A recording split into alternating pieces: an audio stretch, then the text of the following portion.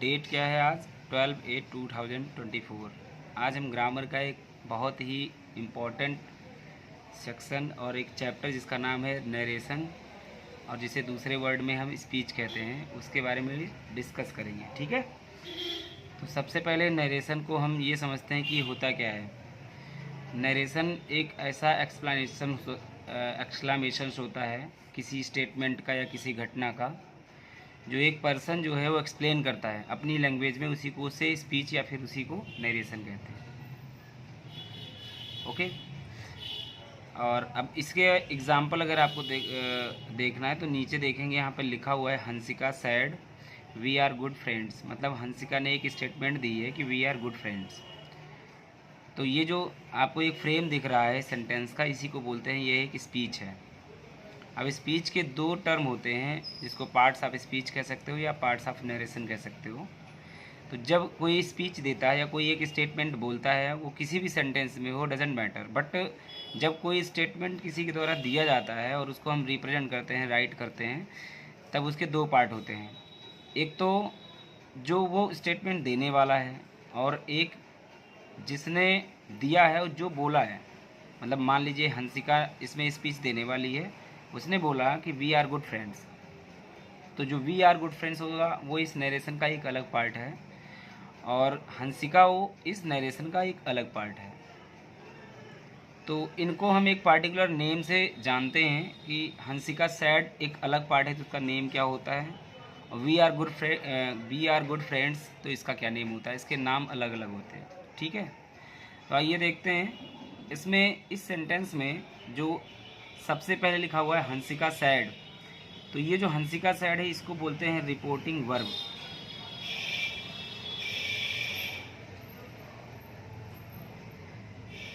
इसको क्या कहा जाता है, रिपोर्टिंग वर्ब। रिपोर्टिंग वर्ब का मतलब जो स्टेटमेंट देने वाला है उसको बोलते हैं रिपोर्टिंग वर्ब। तो इसमें हंसिका स्टेटमेंट दे रही है इसलिए हंसिका इसमें रिपोर्टिंग वर्ब होगी। हंसिका सैड यहाँ से लेकर के यहाँ तक, और हंसिका सैड मैं अगर यहाँ लिख दूँ तो इसको और ज़्यादा क्लियर आप समझ सकोगे। हंसिका सैड, ठीक। इसके बाद जो है वो लिखा हुआ है वी आर गुड फ्रेंड्स, तो ये जो पार्ट है इसको बोलते हैं रिपोर्टेड स्पीच।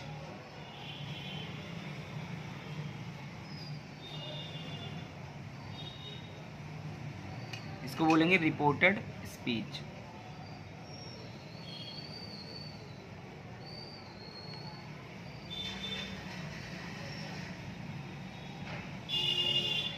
अब इसमें समझने वाली बात यह है कि जब हम किसी सेंटेंस में या किसी नरेशन को ऐसे राइट करते हैं तो इसमें हम कैसे जान पाएंगे कि ये रिपोर्टिंग वर्ब है और ये रिपोर्टेड स्पीच है। इसके लिए यहाँ पर हमें पंक्चुएशन मार्क्स यूज किए जाते हैं इस सेंटेंस को राइट करने के लिए। तो ये जो पंक्चुएशन मार्क्स है इसको बोलते हैं डबल इन्वर्टेड कामा।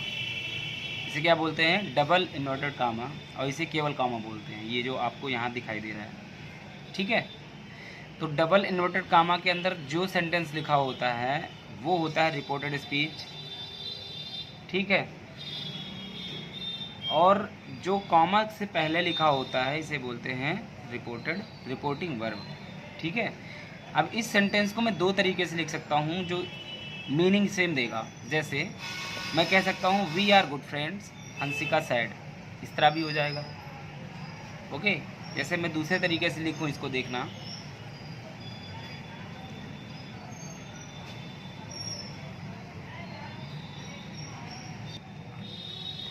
तो इसको मैं एक और तरीके से लिख सकता हूँ। कैसे, ये देखिए, जैसे ऐसे लिख सकता हूँ वी आर गुड फ्रेंड्स। बस डिफरेंस ये है कि यहाँ फुल स्टॉप लगा है, यहाँ फुल स्टॉप नहीं लगेगा। ओके, ये डबल इन्वर्टेड कामा के अंदर स्टेटमेंट रहेगा ही रहेगा क्योंकि ये रिपोर्टेड स्पीच है और रिपोर्टेड स्पीच हमेशा डबल इन्वर्टेड कामा के अंदर ही होते हैं। ठीक है, अब बचा इसमें है रिपोर्टिंग वर्ब, तो रिपोर्टिंग वर्ब आप यहाँ लिख सकते हो ऐसे करके, हंसिका सैड।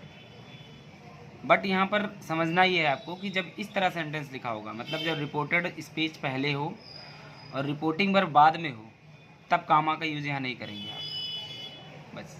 लेकिन जब रिपोर्टिंग वर्ब पहले होगी और रिपोर्टेड स्पीच बाद में होगी, तब रिपोर्टिंग वर्ब के बाद आप कामा लगाएंगे, उसके बाद रबर इन्वर्टर कामा के अंदर स्टेटमेंट को लिख देंगे। ठीक है, तो ये दोनों की मीनिंग एक है, सेम सेम, बस लिखने का फॉर्म अलग है, लिखने का तरीका अलग हो गया। डन।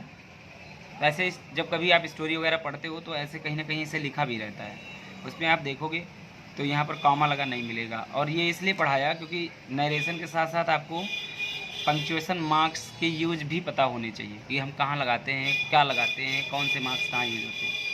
ठीक है, क्योंकि डबल इन्वर्टेड कामा के बाद में कॉमा नहीं लगाएंगे, हम डायरेक्ट लिखेंगे रिपोर्टिंग वर्ब और फुल स्टॉप। ओके, अब आइए देखते हैं ये जो नरेशन होता है दो तरीके के होता है। देखिए, जैसे कि Hansika said we are good friends, Hansika ने कहा कि हम अच्छे मित्र हैं।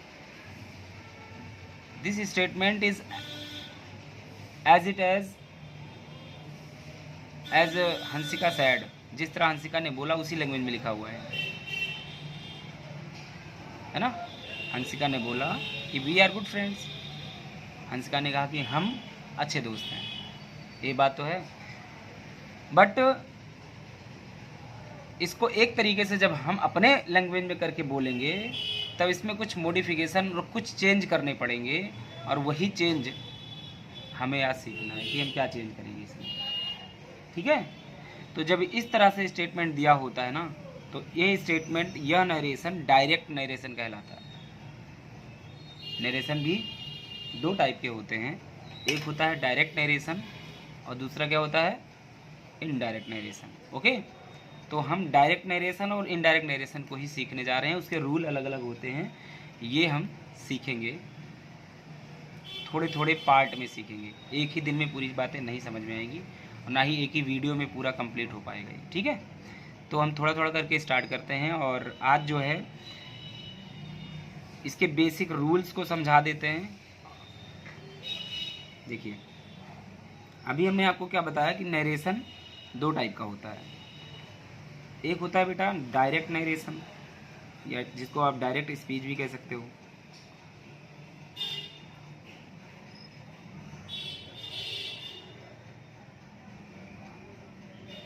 या इसी को आप डायरेक्ट स्पीच भी कह सकते हो। ठीक है, तो डायरेक्ट स्पीच वह उस तरह की स्पीच को कहेंगे जब कोई स्टेटमेंट उसी लैंग्वेज में लिखी हो जिस लैंग्वेज में वो एक्सप्रेस करी गई हो। ठीक है, मतलब रिपोर्टिंग वर्ब में जो स्पीकर है, जो बोलने वाला है, ये हंसिका बोलने वाली है, हंसिका की भाषा में ही जब स्टेटमेंट दिया जाएगा उस तरह के नरेशन को हम लोग डायरेक्ट नरेशन कहते हैं। ओके, तो यहाँ पर ये जो नरेशन है ये आप बता सकते हो कि किस तरह का नरेशन है। तो ये नरेशन आपको दिख रहा होगा, क्योंकि ये हंसिका की लैंग्वेज में लिखा हुआ है तो ये डायरेक्ट नरेशन है। डन। अब जब हम इसको इनडायरेक्ट में करेंगे तो कुछ ना कुछ इसमें चेंज होता है, बहुत ज़्यादा चेंज नहीं होते हैं और होते भी हैं, लेकिन उसके लॉ हैं, उसके रूल्स हैं कुछ, उस रूल को फॉलो करते हुए हम इसको चेंज करते हैं डायरेक्ट से इनडायरेक्ट। ठीक है, देखिए, तो पहले मैं आपको समझा देता हूँ कि जो डायरेक्ट नरेशन होगा वो कैसे होगा। जैसे यहाँ पर मैं इसी सेंटेंस को लेकर के बता देता हूँ, हंसिका सेड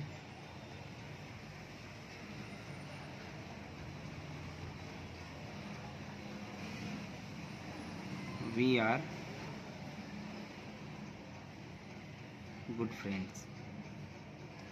ये आपका डायरेक्ट नरेशन है। अगर मैं इसको इनडायरेक्ट करूं,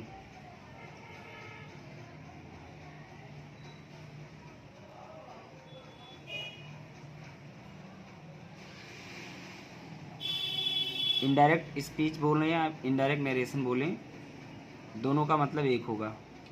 ओके, तो जो इसे इनडायरेक्ट में करेंगे तो ऐसे करेंगे, देखिएगा, यहाँ पर हम लिखेंगे हंसिका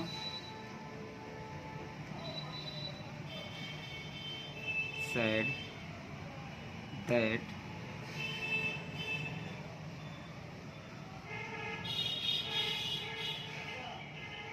यहाँ पर हो जाएगा, ये वर है, वर, दे वर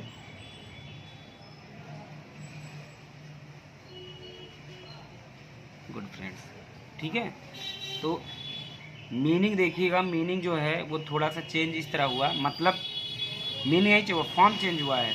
ये डायरेक्ट नरेशन में लिखा हुआ है, ये इनडायरेक्ट। इसका मतलब है कि ये उसी लैंग्वेज में लिखा गया है जिस लैंग्वेज में हंसिका ने बोला, और ये नरेट करने वाले के लैंग्वेज में लिखा है, जिस तरह से जो नरेट कर रहा है हंसिका की बातों को। जब कोई थर्ड पर्सन बोलता है तो अपनी लैंग्वेज में करके बोलता है, तो उसको बोलते हैं वो इनडायरेक्ट नरेशन। तो इसमें और इसमें दोनों में थोड़ा बहुत आपको चेंज दिख रहा है, जैसे कि यहाँ हंसिका सैड के बाद कॉमा लगा करके उसके बाद ये लिखा हुआ है वी, डबल इन्वर्ट कामा के अंदर वी आर गुड फ्रेंड्स। यहाँ पर हंसिका सैड तो है, बट यहाँ दैट आ गया, ये कॉमा हट गया, ये इन्वर्टेड कामा भी हट गया। ठीक है, और उसके बाद में यहाँ पे लिख गया कि वी की जगह पे दे, आर की जगह पे वर, और गुड फ्रेंड्स। तो ये चेंजेस कैसे होते हैं, क्या सब में इसी तरह से चेंज करेंगे, इसी को तो सीखना है इसमें, है ना। पास करो, पास करो। हाँ, तो डायरेक्ट नरेशन और इनडायरेक्ट नरेशन, इनके कुछ रूल्स होते हैं जो डायरेक्ट और इनडायरेक्ट में जब चेंज करते हैं तो कुछ रूल्स हमने बताए हैं। जैसा कि इसमें जो चेंज हुआ है ये रूल के अकॉर्डिंग चेंज हुआ है, तो उसी रूल को मुझे यहाँ समझना है। तो हम नेक्स्ट पेज पे आते हैं और समझाते हैं। इसमें कुछ मोस्ट इम्पॉर्टेंट रूल हैं जो आपको हेल्प करेगा डायरेक्ट स्पीच को इनडायरेक्ट स्पीच में चेंज करने में। तो फर्स्ट रूल तो यही है कि जब भी हम डायरेक्ट स्पीच से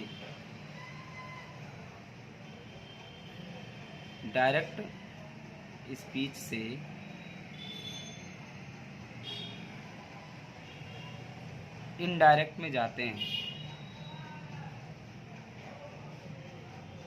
इनडायरेक्ट स्पीच में जब हम जाएंगे, यानी कि जब इनडायरेक्ट स्पीच में हम चेंज करेंगे, ठीक है, तो ये कॉमा जो है, ये जो कॉमा लगा हुआ है इन्वर्टेड कॉमा, इसको हटा देते हैं।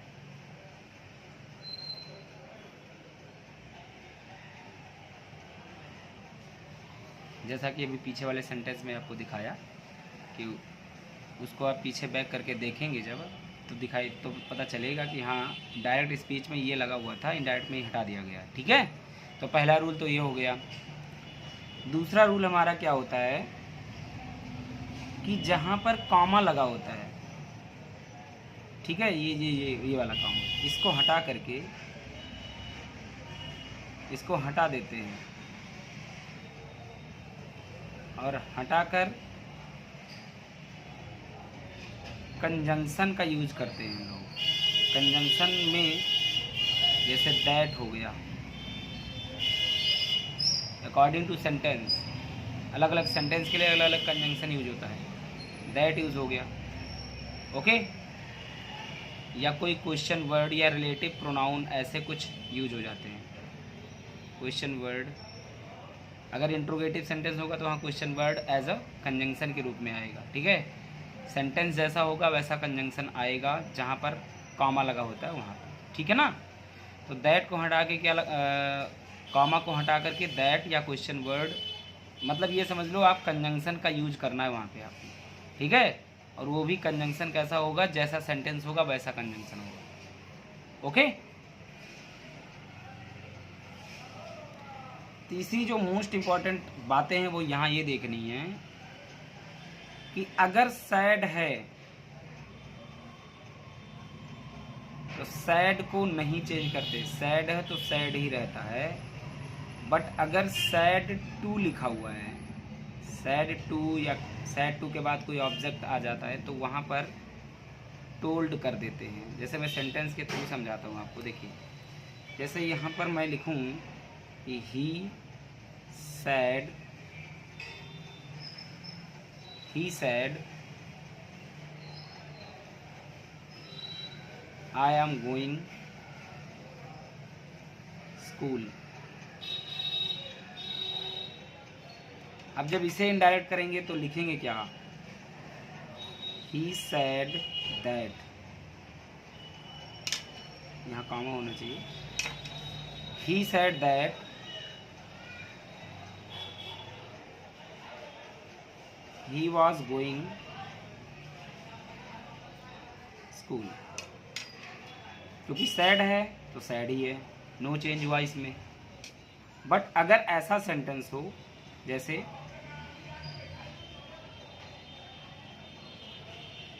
ही सैड टू मी,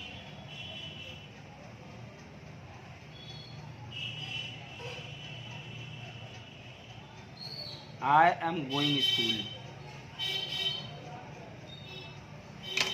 तब यहाँ पर सैड टू को हटाएंगे, क्या लगाएंगे, टोल्ड। ओके, तो यहाँ पर हम जब इसे चेंज करेंगे नरेशन को, तब यहाँ लिखेंगे ही टोल्ड मी, टू भी हट जाएगा, सैड टू को हटा के टोल्ड लगाएंगे, ठीक है।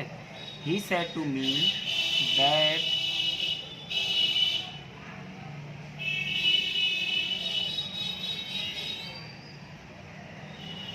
ही वाज गोइंग स्कूल। ओके, तो ये चीज़ें आपको ध्यान रखनी है। थर्ड रूल भी आगे समझ में आ गया होगा।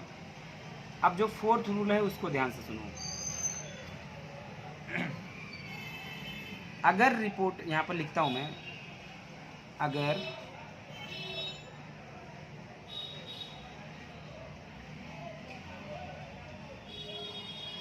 रिपोर्टिंग जो वर्ब है, रिपोर्टिंग वर्ब का मतलब ये सेंटेंस यहाँ से यहाँ तक, अगर रिपोर्टिंग वर्ब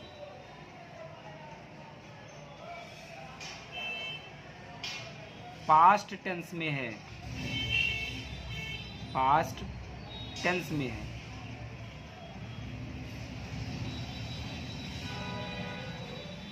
तो समझ में आ रहा है, अगर रिपोर्टिंग वर्ब पास्ट टेंस में है तो रिपोर्टेड स्पीच का, रिपोर्टेड स्पीच की वर्ब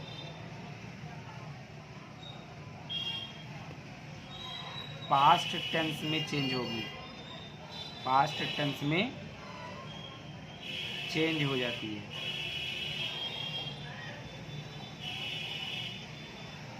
वो भी लिख देते हैं। बट अगर यही बात मैं यहाँ लिखूँ,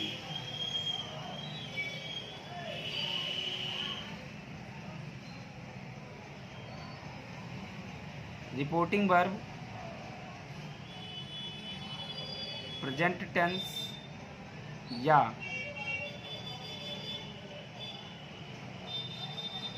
फ्यूचर टेंस में हो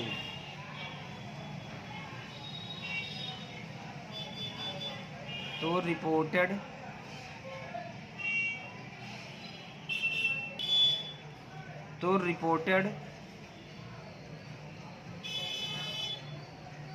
स्पीच में, रिपोर्टेड स्पीच की होगा यहाँ पर, वर्ब में नो चेंज। ओके, एग्जाम्पल 4 और 5 को देखें। 4 और 5 का एग्जाम्पल देखें। इसमें मैंने राइट किया है कि अगर रिपोर्टिंग वर्ब पास्ट टेंस में है, ये देखिए ही सैड, ये पास्ट टेंस में है, यहाँ ही हैड सैड होता तो भी पास्ट टेंस होता, ही वॉज सेइंग होता तो भी पास्ट होता, मतलब कोई भी पास्ट टेंस अगर है, ये केवल ये रिपोर्टिंग वर्ब, तो यहाँ जो आपका डायरेक्ट स्पीच में प्रेजेंट टेंस की वर्ब है, जब वो इनडायरेक्ट में आएगी तो पास्ट में हो जाएगी, ये लिखा है। इसका मतलब ये हुआ, समझ में आया? मैंने कुछ नहीं रोकना। लेकिन अगर ऐसा हो, कि यहाँ पर लिखा होता ही सेज, इसके रेफरेंस में बता रहे हैं, अगर रिपोर्टिंग वर्ब प्रेजेंट टेंस या फ्यूचर टेंस में हो, तो आप देख पा रहे हो ही सेज, और वही सेंटेंस ऐसे लिखा होता है, he says I am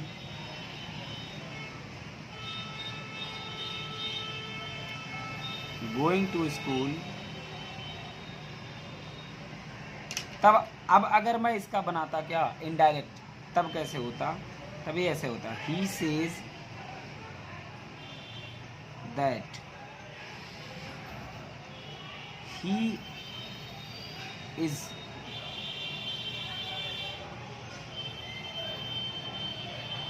going to school. समझ में आया? ये इसके बेसिक लॉ हैं, बेसिक रूल हैं।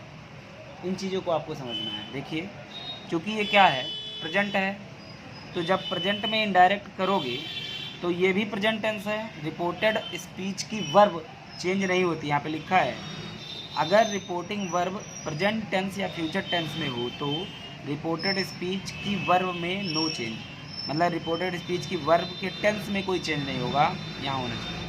रिपोर्टेड स्पीच की टेंस वही रहेगी, टेंस नहीं चेंज करेंगे। जैसे ये भी प्रेजेंट है तो ये भी प्रेजेंट रहेगा। क्लियर है यहाँ तक बातें एकदम? अब मैं आगे बढ़ता हूँ।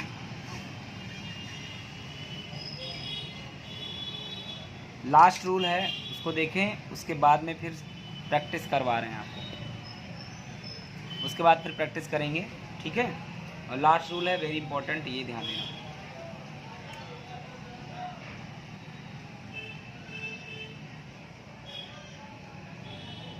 डायरेक्ट स्पीच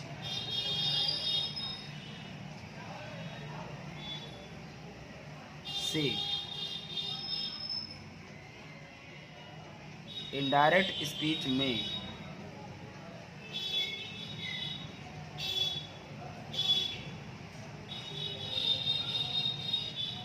बदलते समय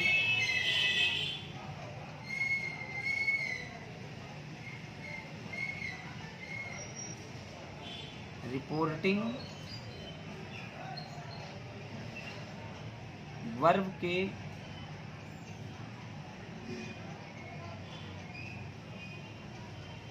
अनुसार टेंस में परिवर्तन होता है, टेंस में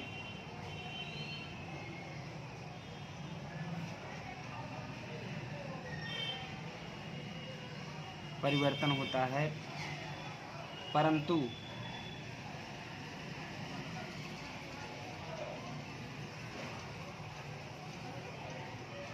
यदि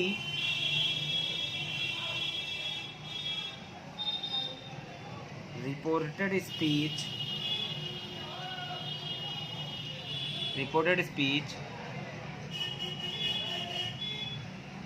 में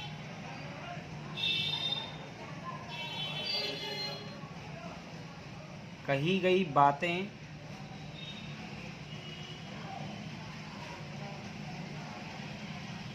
यूनिवर्सल ट्रुथ तो वर्ब हो या यूनिवर्सल ट्रूथ हो, समझ रहे हो, या किसी की हैबिट हो,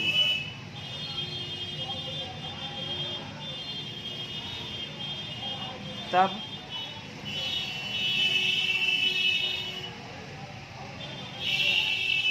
इनडायरेक्ट स्पीच का टेंस नहीं बदलता।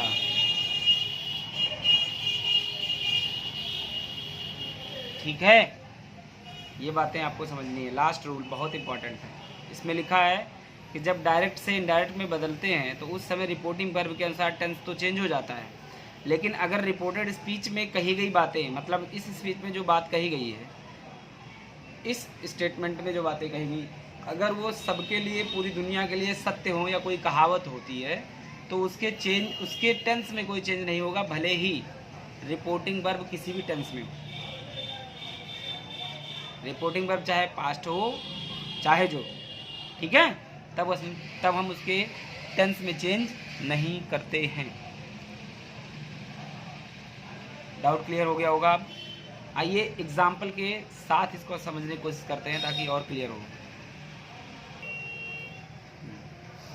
तो आइए, अभी जो आपको बताया यूनिवर्सल और प्रोवर्ब्स के लिए जो सेंटेंस आते हैं, ऐसे सेंटेंस के टेंस नहीं चेंज होते, उसके एग्जाम्पल समझते हैं, ठीक है। देखिए, जैसे यहाँ पे लिखा हुआ है कि my teacher said, my teacher said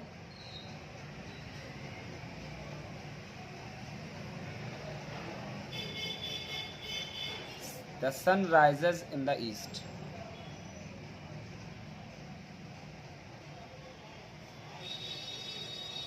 अब इसे ट्राई करो अंडरस्टैंडिंग की अपनी। माई टीचर सेड, मेरे अध्यापक ने कहा, the sun rises in the east, it means सूरज पूरब में निकलता है। अब अगर मैं इसके टेंस में चेंज करूं तो मीनिंग चेंज हो जाएगी तुरंत। अगर मैं इसके टेंस में चेंज करूं कि सूरज पूरब में निकलता था, तो इसका मतलब हो गया अब नहीं निकलता, ये तो बात होगी, गलत हो जाएगा। अभी भी निकलता है और हमेशा निकलेगा पूरब में, ये एक यूनिवर्सल ट्रूथ है।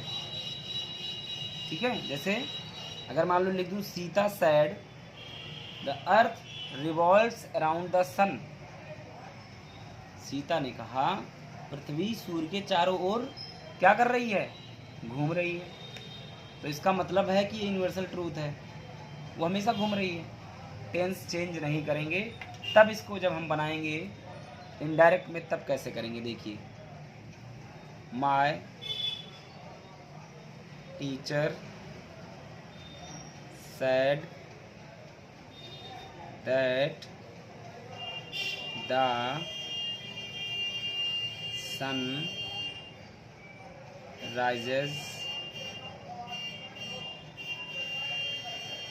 in the east। टेंस में कोई चेंज नहीं होने वाला। जिस तरह से the sun rises in the east लिखा है, सेम है same the sun rises in the east आपके इनडायरेक्ट में भी लिखा हुआ है। ओके, प्रोवर्ब वाली एक सेंटेंस प्रोवर्ब का समझा देते हैं। जैसे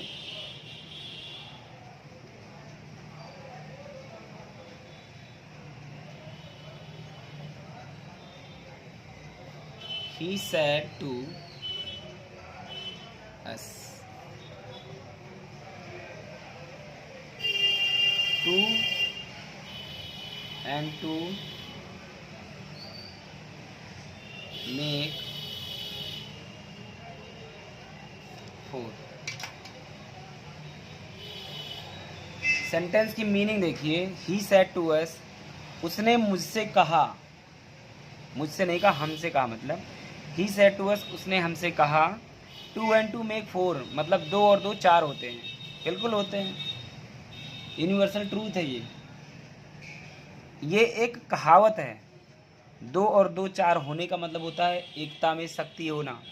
जब दो और दो मिलते हो तो कितने हो जाते हो, चार हो जाते हो। चार का मतलब जहाँ पर दो की शक्ति वहाँ पर चार की शक्ति में फ़र्क नहीं हो जाता। इसका मतलब है यहाँ बात कही जा रही है कि यूनियन हैज़ स्ट्रेंथ, एकता के पास शक्ति है। ठीक है ना, गुड। आइए अब इसको हम इनडायरेक्ट में लिखेंगे तो कैसे लिखेंगे, देखिए रूल को आपको समझते जाना है। यहाँ पर सेड टू लिखा है, इसको हमने टोल्ड में चेंज करना होगा, तो ही टोल्ड अस हो जाएगा that two and two make four. इस तरीके से हम डायरेक्ट से इनडायरेक्ट बनाते हैं। ओके, अब यहाँ पर आपके लिए प्रैक्टिस वर्क है।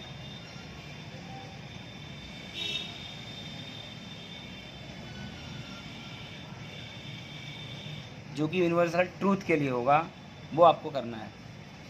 क्योंकि अगर इसके अलावा जो सेंटेंस है उसको देंगे तो अभी आपको टेंस के चेंज के रूल समझाने हैं, चेंजिंग टेंस रूल। ठीक है, कि टेंस कौन सा होगा डायरेक्ट में, तो उसको हम कौन से टेंस में चेंज करेंगे इनडायरेक्ट में, इसके लिए भी रूल होता है। तो जब तक वो रूल समझाएंगे नहीं तब तक आप वो कर नहीं पाओगे। इसलिए यूनिवर्सल ट्रूथ का पहला प्रैक्टिस आपको करना है ओनली 5 सेंटेंस। ओके,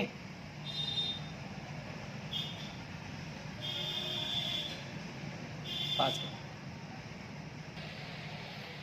तो प्रैक्टिस वर्क के लिए मैंने आपको 5 सेंटेंसेस दिए हैं। फर्स्ट सेंटेंस आपका है Sarita said clothes get dry in sunlight. इसको आपको कन्वर्ट करना है इनडायरेक्ट स्पीच में।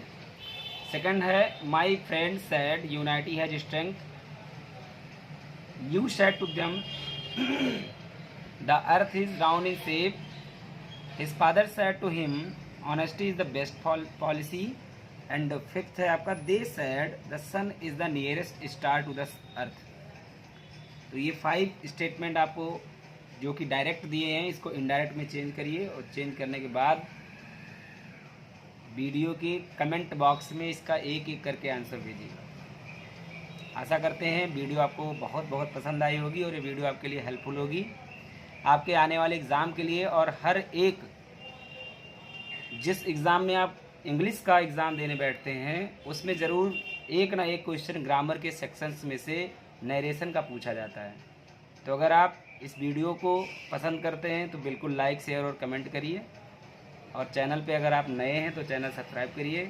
मिलते हैं नेक्स्ट वीडियो में और एक नए अंदाज के साथ। तब तक के लिए जय हिंद।